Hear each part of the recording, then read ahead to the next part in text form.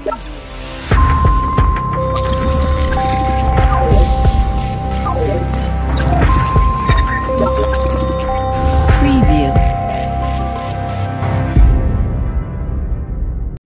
atau mioma uteri ini merupakan benjolan non-kanker yang ditemukan di dalam rahim seorang wanita.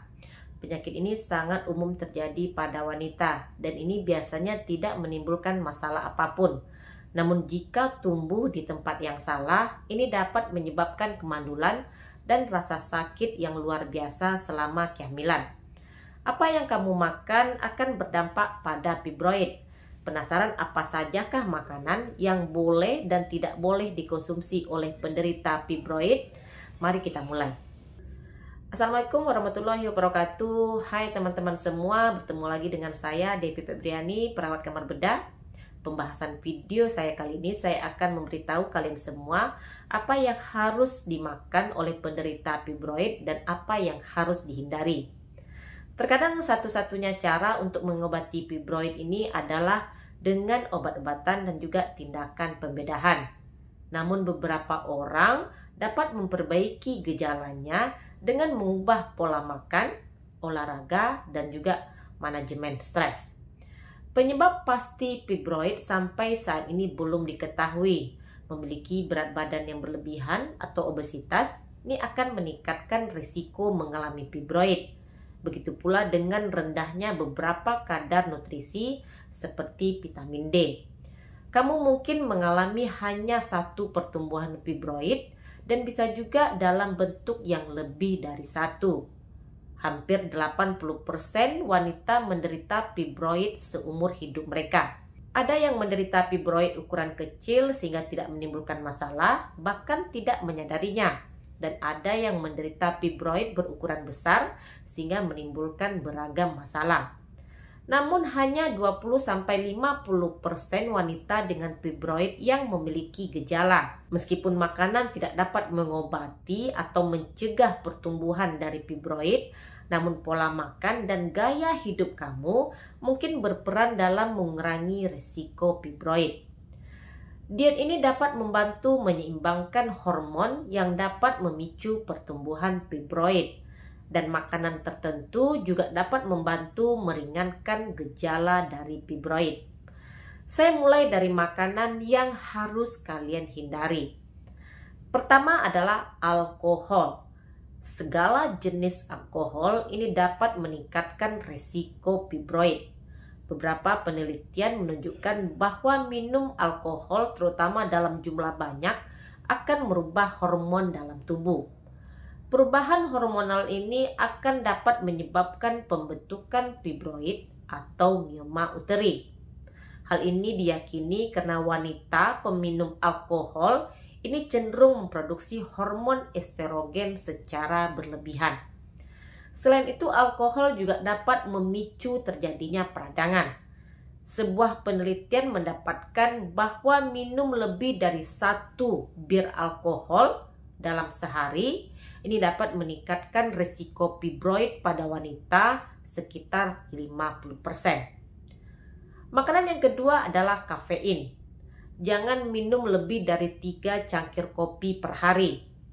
Asupan kafein yang tinggi lebih dari 500 mg per hari juga diketahui berdampak pada kadar hormon yang dapat menyebabkan produksi fibroid. Yang ketiga, jangan mengkonsumsi daging merah dan ham. Pola makan tinggi daging merah seperti daging giling, steak, daging sapi muda, atau ham ini memiliki beberapa kemungkinan risiko kesehatan seperti penyakit jantung dan juga kanker.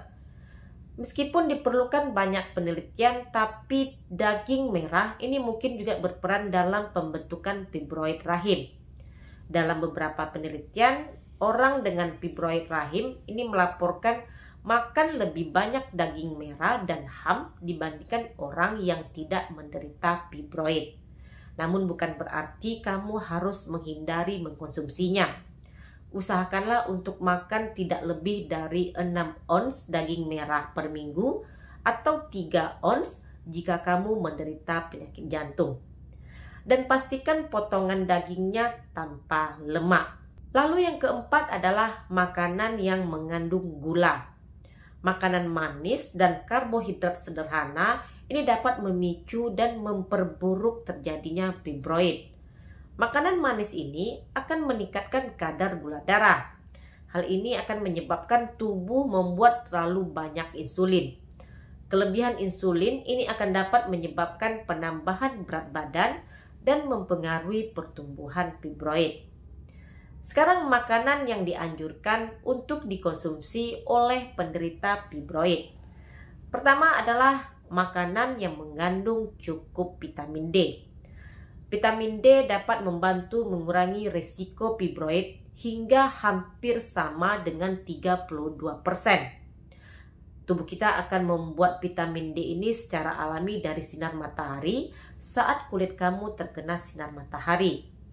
Jika kamu memiliki kulit lebih gelap atau tinggal di daerah yang beriklim dingin tanpa ada matahari, kemungkinan besar kamu akan mengalami kekurangan vitamin D yang didapat dari sinar matahari.